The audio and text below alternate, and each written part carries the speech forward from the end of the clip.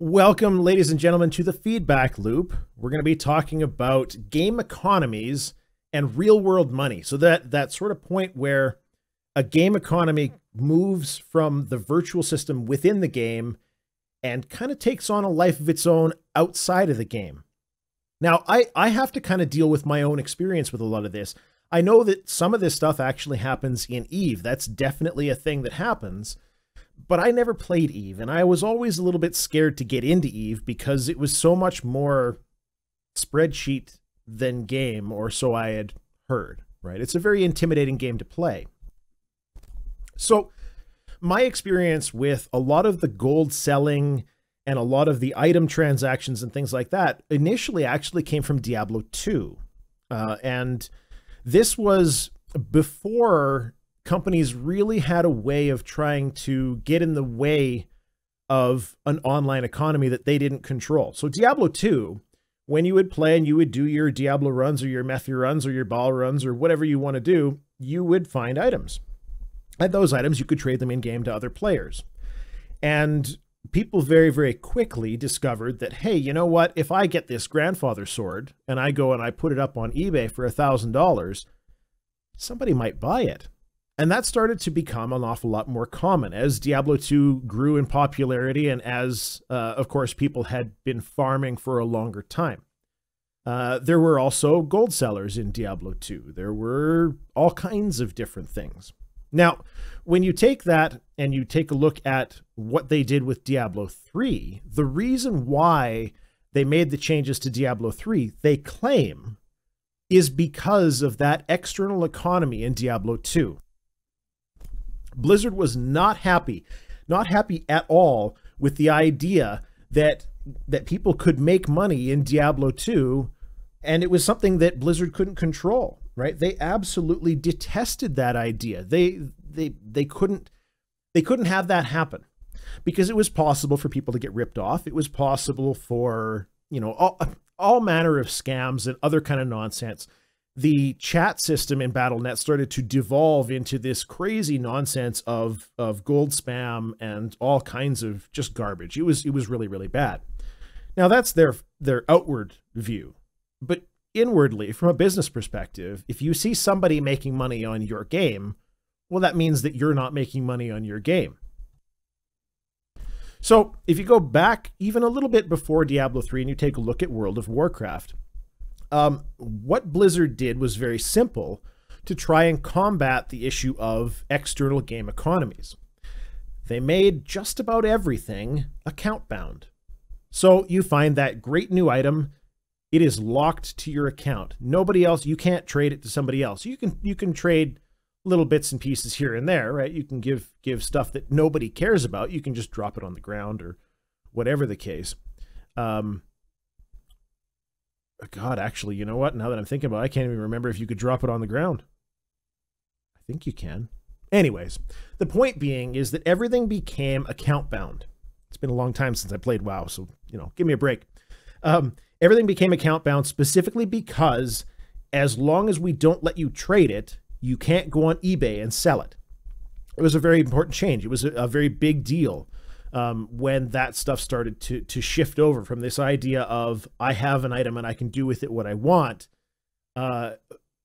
it takes away a little bit of that ownership piece.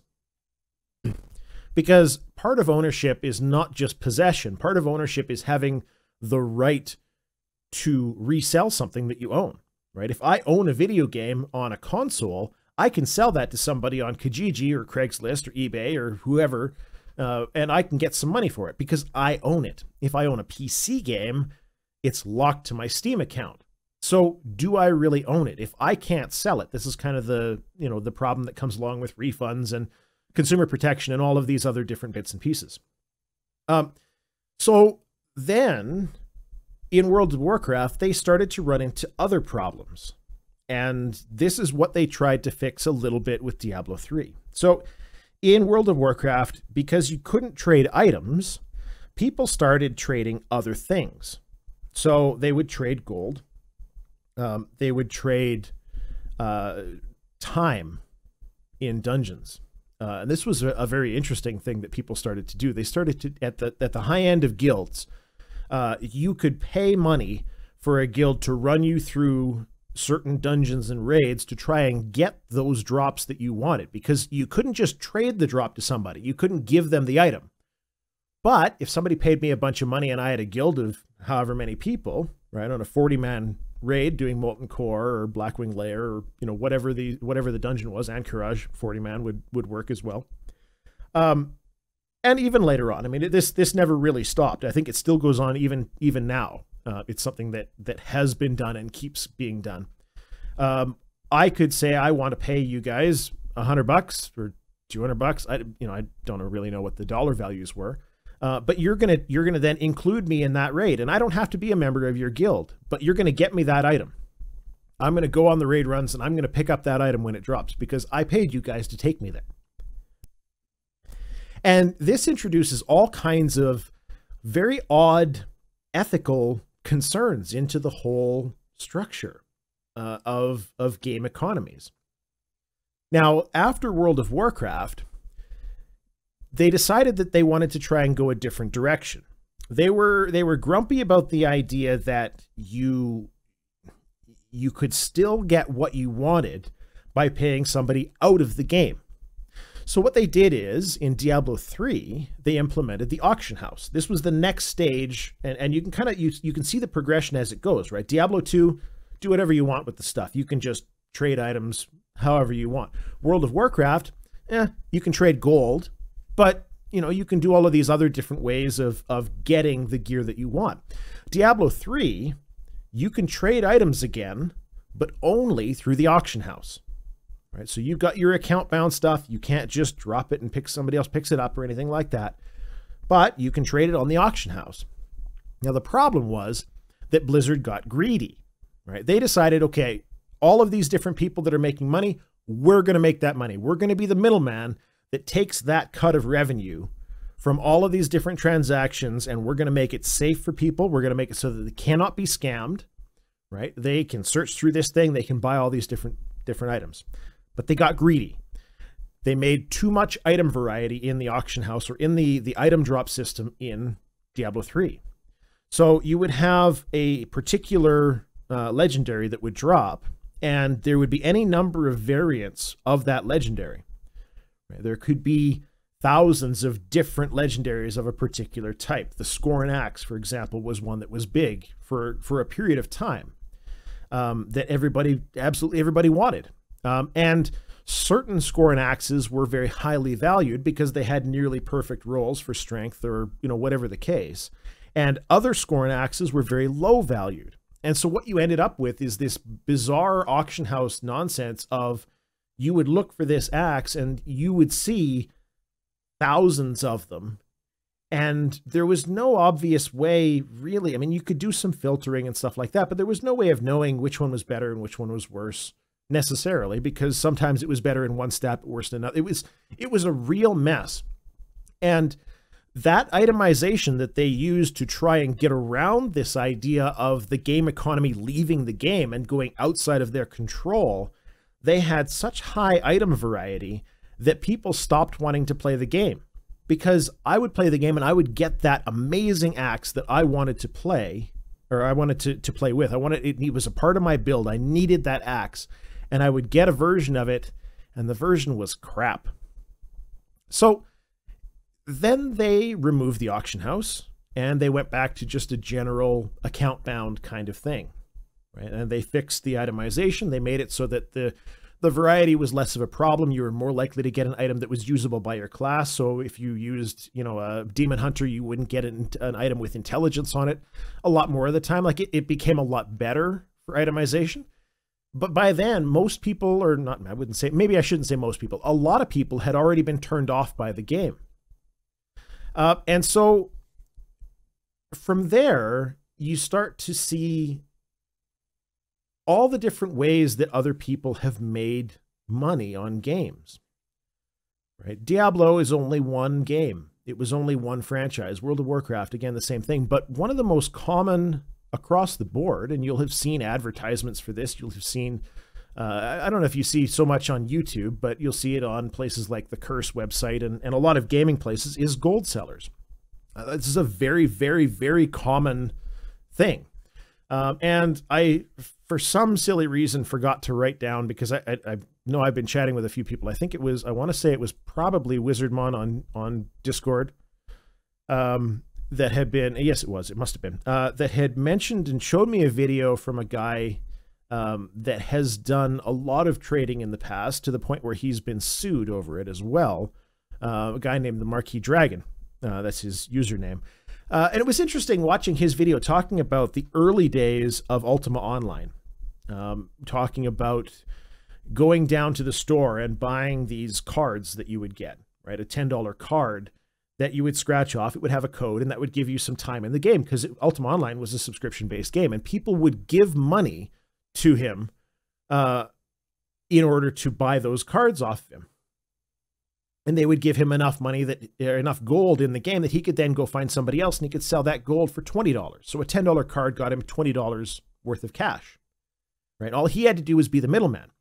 And so he built up his little empire. And there's some debate about whether or not I want to actually believe everything that he's saying. But what the model that he's using is entirely how this works. What you need in order to be a gold seller is you need cheap labor. You need some sort of way of getting people to play the game in the most basic way possible, and that's often through bots, or it's through people overseas. And so you hear the Chinese gold seller, you know, kind of stereotype, but it's very true, because it's a lot easier to pay somebody in China because of the different variables as far as currency rates go. It's much cheaper labor to get somebody to do that there. Now, there are lots of other human rights issues that go along with that, but that's a common thing, and it's a common thing for a reason, because it is cheaper. Bots, of course, are also something that is an awful lot cheaper than even people, right? You set up a computer, the computer just kind of does what it does, and it will make you a bunch of money that you can then turn around and try and sell to the players. But in addition to just selling to the players, one of the big problems that a lot of games have run into is being able to filter that content inside their own game. Looking on YouTube, one of the comments was from a fellow named And Burn It Shall, saying, "I don't mind it much when I could easily ignore inside of the game." He goes on to say, "Valve, I'm looking at you, because I imagine this is a bit of a problem in some of their stuff as well." Gold selling has always been an issue, but the reason why is quite simply that game companies have not yet figured out how to properly monetize it. And the most interesting thing to me about that part of the discussion is that Blizzard actually did figure out a way to monetize their gold. They figured out a way to monetize the gold themselves. In World of Warcraft, there is a token that you can buy, and some people will know about this, some people won't. You can buy this token with gold from the game. Okay, so if you're a player of the game that does an awful lot of auction house work, you're a player of the game that, you know, maybe just plays a ton and you've got lots of extra gold, instead of paying for your subscription, you can just take that gold and you can buy your subscription that way. But then, of course, people buy up all of these tokens, and they're a limited quantity, or at least they were up until recently. I don't know if that's changed. But it was a very interesting thing, because from an economics perspective, what that does is that forces an upper level of how much gold can sell for. So if you think about somebody that is selling gold as a business, right? They've got their little company, they've got their Chinese marketplace people that are out there farming the gold. They're making pennies on the dollar. The gold comes in, I keep it all in my fancy account, and I'm trading it out to people, and they're paying me money. Okay, so if Blizzard says this much gold is worth this much real money in game time, me as the gold seller, my value is now capped, because they've pegged gold at a set value, right? It's very easy for someone else to buy a game time card for the same amount of gold. Okay, so if I can buy that token, let's say, and I don't know what the cost is, but let's say that token that gives you a month of playtime is 20 million gold in the game. Okay. If that's your baseline, then anybody that is selling gold for $20 or $15, whatever the subscription fee is, for less than that, they're now in a bit of a pickle. People are not going to spend that money if they can get it, if the value is already pegged at somewhere around that, 20 million for $15, or again, whatever it is. It's a very interesting decision that they made to do it that way. Because to me, that was actually a very deliberate decision,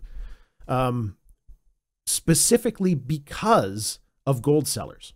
Yeah, fine. They get the benefit of maybe knocking a bit of extra currency out of the market, because one of the problems that WoW's always had is this overinflation, this abundance of money, and no real way to actually dump it, right? Currency dumps or gold sinks or whatever you want to call that. But it was interesting to see them go ahead and add something that actually pegged a real dollar value to what gold is worth, because that kind of changes the dynamic.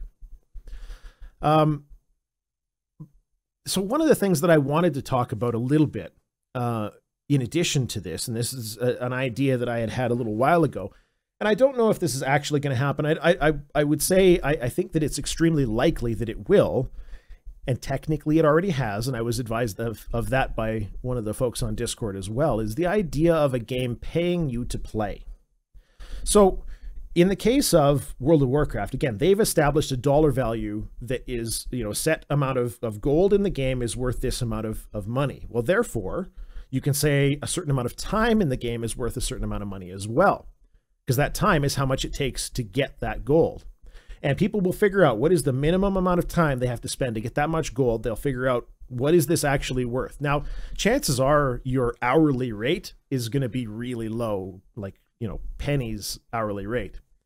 But the value is still there. There's still something that equalizes this dollar to gold kind of conversion. So a game that pays you to play it, and Buglord on Discord actually sent me a link to something called Entropia Universe, and it was something that I had actually not heard of earlier. And when I was taking a look at it, it was quite interesting. It's a game that you can put money in for this currency in the game, and you can take money out. But the really slick thing when you start to look at it, and it's actually the same if you look at any of the different things talking about EVE as well, is you have these thousands and tens of thousands of dollars worth of transactions that actually occur in game, where because there is enough of this external economy that people are making some real money. And one of the examples, it was, let me just take a quick gander here. It was a virtual space station, 2009. It sold for about $330,000. That's interesting. That's very interesting. And the game is built on this. Like, this is part of their advertising model. Now, I don't know that I think it's a good idea for another company to come along and try and build this model, because I don't like the idea, but I think that with a good game, it would actually work quite well. The idea of, instead of trying to fight your game economy existing outside, instead of trying to harm that, you actually try to support it. You provide these different ways of people to allow them to actually extract money from the system. Now, whether that's through affiliates, or whether that's through a direct withdrawal, or whether that's through a system where, instead of like the auction house, of course, the auction house actually in Diablo 3, you could get paid in real money. Like, that was a thing that happened. But I think we're going to see it. I think it's going to be something that is a much bigger experience than something like the Entropia Universe title. I think it'll be a much larger game that we get to see eventually that has that same sort of model. We're already seeing things like this. And the most interesting element of game economies leaving the game is actually Valve. As much as I hate a lot of what they're doing with the marketplace, they are the most interesting example of a game economy outside of the game, because the game economy inside of the game is totally irrelevant.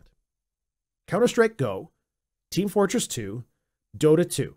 All of these games have microtransactions. They've got your hats, they've got your gun skins, the gambling little bits and pieces that go along with CSGO by buying the boxes, using the crates, the keys, and all that kind of nonsense.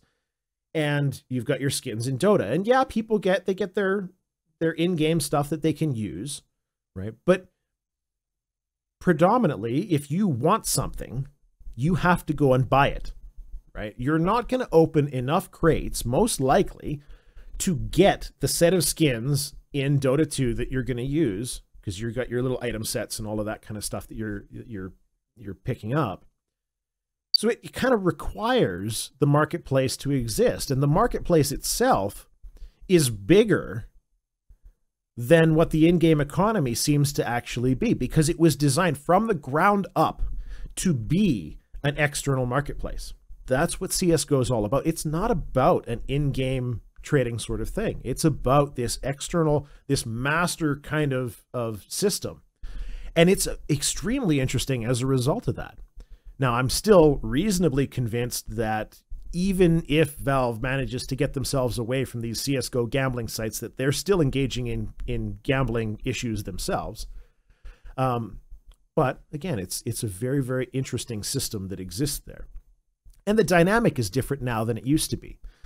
You hear, again, back to the Marquee Dragon situation, talking about Ultima Online and all, and I've heard similar things at the time as well, not from him, but from others, that, you know, in the old days, when people found out ways of trading items in games and you know, trading, for me, like, I can trade some of my time to you, right? You've got this whole idea of people that have, maybe don't have more time than money, but that value their time more than their money. So they're willing to pay a little bit so that they don't have to grind.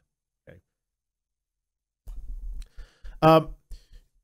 I can do that for you, and you can pay me some money. And the people in the old days were actually quite fascinated with this. It was weird to them, but in general, they thought, well, that's really cool. So you're helping somebody out in the game by playing and doing all of this kind of stuff.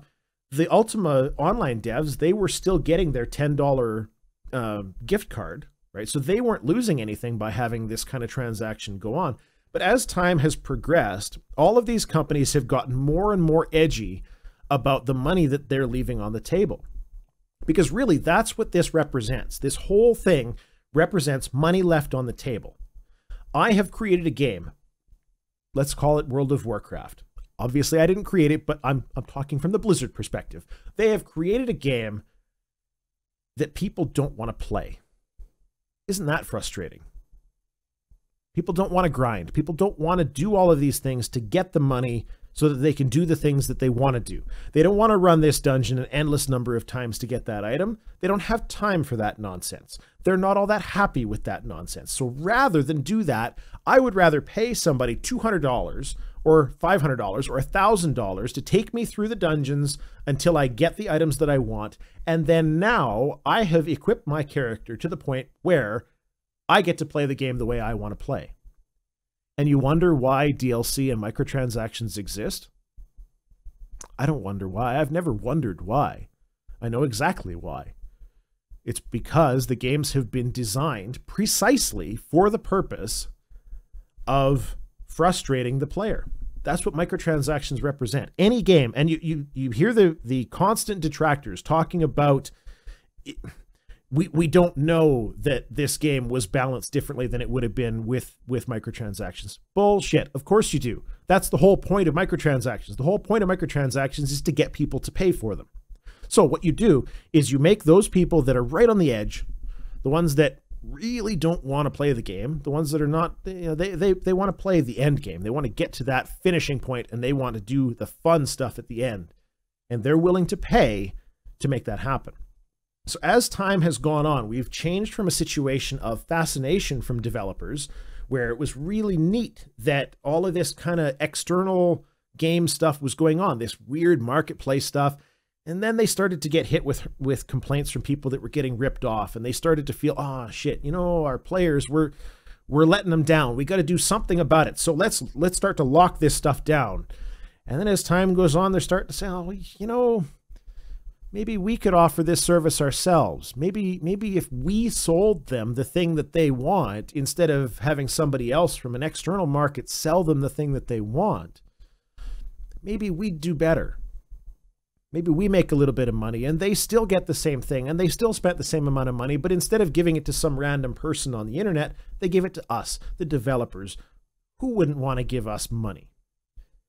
And at the end of the day, that's where my opinion kind of arrives on this whole thing, because I hate microtransactions so much. I hate the idea of the developer being the one that does this, that I'm actually kind of okay with an external marketplace. As much as I don't like gold sellers, as much as I don't like a lot of that nonsense and the spam that comes with it. And I believe me, any game that can get rid of that gold spam, you're onto something. Keep it up. But even from a legal perspective, it's actually quite interesting what's happened there too. You've seen these lawsuits with Bossland. Bossland is a company out of Germany that makes WoW gold selling bots and Diablo gold selling bots and farming bots and all this other kind of stuff. And Blizzard, they've got themselves a good solid lawsuit that they won against Bossland recently for one of their bots because it was anti-competitive, was the ruling. A lot of people don't know that Blizzard actually lost a lawsuit against Bossland in 2015 for the purpose of gold selling. So it may not be that me selling my time to you, which is what me selling you gold represents. I have gone out and I have gotten something. Me selling that to you is actually not necessarily an illegal thing to do. I don't know. We'll have to wait and see. Now, I did have one question that came in that I wanted to have a quick chat about here. So this is from Yuri Shikhanov on YouTube. Asking, do you think out-of-game economies can be embraced by the developer and be a useful tool for the additional monetization of said game? Or is it exclusively negative for the developer in the monetary sense? Now, as I say, we've talked a little bit about how the microtransaction thing is kind of that replacement. That's really what it is. But I think that there is a middle ground between these two. And I think the reason why Diablo failed, why the Diablo auction house failed, was not because of the auction house. The auction house actually was fine. Back in the Diablo 2 days, if I want to go and I want to buy the Grandfather two-handed sword, or I want to go buy the, what was it called? The Wind Force was the bow. I should be allowed to do that. And that person that owns it should be allowed to sell it to me. And Blizzard should be allowed to take a cut. The problem is when the game company gets so greedy that they create this mire of confusion around the system. That's why Diablo 3 failed. That's why the auction house failed. It was the itemization of the game, not the auction house, not the fact that you could buy and sell items. It was the itemization that people left because of it. Right? The issue with CSGO is very similar. There's such a huge variety of nonsense that you're going to get, but people are still into it. I don't know how many people are doing it because it's fun, though. People are doing it because it's a very lucrative business. There are absolutely ways that an out-of-game economy can be embraced by the developer, and it would be something that, honestly, I'm fine with them doing that. I'm fine with them saying, all right, no, you guys need to sell your shit in our game with us if you're going to do it, right? And we're going to put in whatever blockades. We know that people are going to do it anyways, so let's just do it legit, and we're going to take a chunk out of it. Fine. What player is going to complain about that? You're going to take the scam out. You're going to take a cut of it, developer, because you're going to make me safe. And the person who went and farmed the item is going to get some money too. Hey, great. Everybody wins. What's the problem? I actually don't have an issue with that. I don't think it's a problem at all. It has to be done right. It has to be done fairly without punishing the player by forcing them to deal with this terrible itemization system or deal with overly grindy mechanics. Why are people buying gold? Because your game is not fun enough. If your game is only fun at the end game, at the current most, impressive tier of content, and the rest of it is shite, whose fault is it that people want to go buy gold from somebody or buy leveling services or buy whatever they want so that they don't have to play your game? That's what they're doing. They're paying money to somebody so that they don't have to play your game. Whose fault is that? Is that their fault? The player? because they're not that interested? Or is it your fault, the developer, because the game's just not that engaging for people? Maybe takes a little too much time for them to get into and get some stuff done. That's really what it comes down to. So this has been a feedback loop. I have a lot of fun doing these ones. It's kind of neat to do something a little bit different, do something unscripted. And I've got my notes. I have no idea where these videos are going to go when I get into this stuff. So it's kind of fun. I really enjoy it. So feel free down in the comments below this one, when I get this posted on the YouTube channel, feel free to post some suggestions for the next feedback loop every Wednesday night during the midstream monologue on my my live stream channel, twitch.tv/Tarmack Gaming. And I will see you for the next one. I'm going to get back into some Domina here with the folks in Twitch chat, and we're going to see how many viewers that we can kill.